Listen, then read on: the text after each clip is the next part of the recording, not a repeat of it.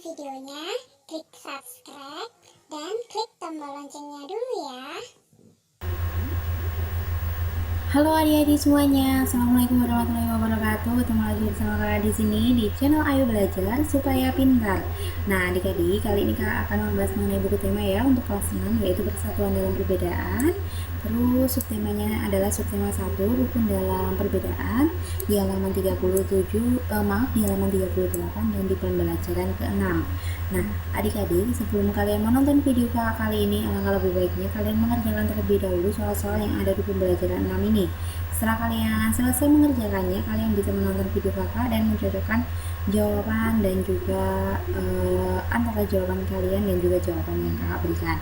Nah langsung saja ya, kakak akan membahas di pembelajaran 6 ini. Nah, kapan dan gimana kita harus menerapkan hidup rukun dalam perbedaan? Bisakah kita menerapkannya saat berolahraga? Nah, di sini ada ayat berlatih ya. Bermain dalam berolahraga membutuhkan persatuan agar kita dapat mencapai tujuan yang diharapkan. Kamu dan temanmu akan bermain dengan mempraktikkan kembali teknik berjalan yang benar. Masih ingatkah kamu dengan permainan talikan pitanya? Hari ini kamu akan bermain dengan permainan yang berbeda dengan menggunakan teknik berjalan. Sebelumnya kamu bisa mendiskusikan kembali teknik berjalan dengan teman sekelompok. Maaf ya, teman sekelasmu. Nah, di sini otot lurus dikencangkan, otot paha santai, otot perut dijaga tetap kencang, postur tubuh lurus, kepala tegak, bahu santai, ayunan lengan tidak lebih tinggi dari dada, punggung tegak, tangan mengepal longgar, tumit kaki depan menyentuh tanah terlebih dahulu. Di sini kamu akan bermain oper kantongnya. Perhatikan cara bermainnya. Oper kantongnya. Bagilah kelas menjadi beberapa kelompok. Setiap kelompok terdiri dari 6 orang. Setiap kelompok memiliki satu kantong kacang yang diletakkan di atas kepala. Setiap kelompok dibagi menjadi 2 kelompok kecil dan berdiri saling berhadapan dengan jarak sekitar 15-20 meter atau sesuai dengan kebutuhan. Nah, setiap pemain di sebelah kiri dapat memulai permainan setelah mendengar peluit. Pemain paling depan berjalan cepat menuju rekannya di seberang depan. Saat memasuki batas lapangan, pemain harus memberikan kantong kacang kepada temannya dan diletakkan di atas kepala. Permainan pertama cepat berjalan menuju barisan belakang. Teman yang memiliki kantong kacang berjalan cepat ke arah tim di seberang depan dan memberikan kantong kacang kepada temannya yang berdiri di barisan paling depan.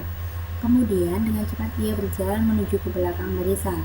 Permainan berikutnya berjalan cepat menuju barisan di seberang dan melakukan hal yang sama. Begitu seterusnya sampai semua anggota kelompok selesai menempati rumah di seberang. Terus kelompok yang seluruh anggotanya lebih dulu berpindah tempat ke rumah teman adalah pemenangnya. Setelah selesai bermain, kamu dapat melakukan refleksi bersama teman dan gurumu. Lanjut ya, di halaman 40 di sini ada bagaimana perasaanmu saat bermain bersama teman. Adakah perbedaan yang kamu temukan? Bagaimana kamu menyikapinya? Nah, di sini ada Ayu membaca ya.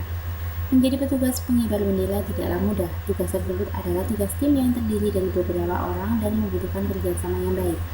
Setiap anggota harus memahami anggota lain sehingga upacara dapat berjalan dengan hikmat. Menjadi petugas pengibar bendera sangatlah mulia. Bacalah teks berikut dalam hati.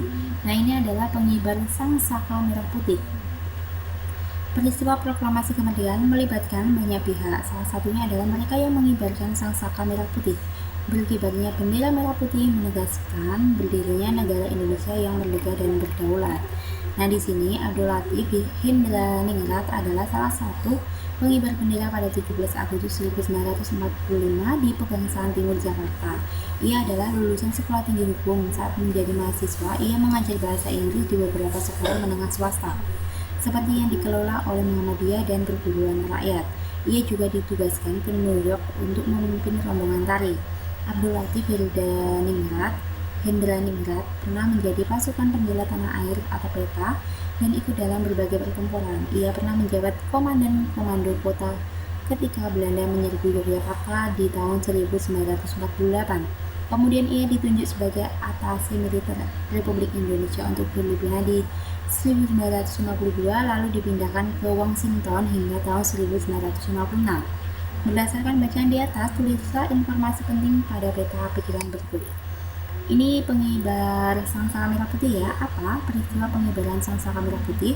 Mengapa? Menegaskan berdirinya negara Indonesia yang merdeka dan berdaulat. Siapa? Abdul Latif Hendraningrat. di mana Pegangsaan Timur Jakarta kapan? Pengibaran bendera merah putih pada tanggal 17 Agustus 1945. Bagaimana? Mengajar bahasa Inggris yang pernah ke New York memimpin rombongan. Diskusikan peta pikiranmu dengan teman di kelompokmu. Lanjut di halaman 42 ya. Di sini kembangkan informasi pada peta pikiran menggunakan kalimatmu sendiri. Serahkanlah hasil pekerjaanmu kepada gurumu. Nah, di sini pengibaran bendera merah putih saat proklamasi kemerdekaan memiliki makna yang sangat penting. Berkibarnya bendera merah putih menegaskan berdirinya bangsa Indonesia yang merdeka dan berdaulat. Motif Indra dan Sudut adalah pengibar bendera merah putih pertama kali saat proklamasi. Saat menjadi mahasiswa, beliau mengajar bahasa Inggris di beberapa sekolah menengah swasta dan pernah ditugaskan ke New York untuk memimpin rombongan tari. Beliau pernah menjabat komandan komando kota ketika Belanda menyerbu Yogyakarta di tahun 1948. Abdul Latif Diningrat pernah bertugas sebagai atasan militer Republik Indonesia di Filipina dan Washington hingga tahun 1956. Di sini mengibarkan bendera merah putih merupakan satu wujud dari menjaga persatuan untuk melakukan dibutuhkan kerukunan dari anggota petugasnya. Di sini ada ayat menulis, kamu sudah belajar tentang pentingnya hidup rukun dalam persatuan. Tulislah 3 contoh wujud persatuan dan buatlah rencana untuk mewujudkan dalam kegiatan di kelasmu. Tulis juga manfaatnya. Untuk yang pertama adalah bekerja sama saat melaksanakan piket kelas. Manfaatnya adalah kelas menjadi bersih sehingga pembelajaran menjadi nyaman. Yang kedua, saling membantu saat ada yang mengalami kesulitan saat belajar. Manfaatnya adalah ikatan persahabatan menjadi lebih erat. Yang ketiga, saat bermain tidak memilih teman. Manfaatnya adalah persatuan dan kesatuan menjadi lebih kuat. Bacalah tulisanmu di depan teman kelompokmu dan sampaikan kepada gurumu setelah selesai. Nah, di sini di halaman 43 ada ayo renungkan. Apa yang telah kamu pelajari hari ini yaitu pentingnya kesatuan dan persatuan. Bagaimana manfaatnya dalam kehidupan sehari-hari, yaitu kita lebih bisa menghargai perbedaan dan mempererat kesatuan dan persatuan. Untuk yang terakhir adalah kerjasama dengan orang tua. Diskusikan bersama orang tuamu di rumah tentang pentingnya hidup rukun dengan teman, sampaikan hasilnya kepada gurumu. Nah, kalian nanti bisa mendiskusinya dengan kedua orang tua kalian ya. Nah, cukup sampai di sini video kali ini. Semoga video ini bermanfaat untuk kalian semuanya, dan mohon maaf jika ada kesalahan kakak dalam menyampaikan materi dan juga jawaban yang kakak berikan ada kesalahan. Kakak mohon maaf yang sebesar-besarnya. Akhirnya salam, wassalamualaikum warahmatullahi wabarakatuh.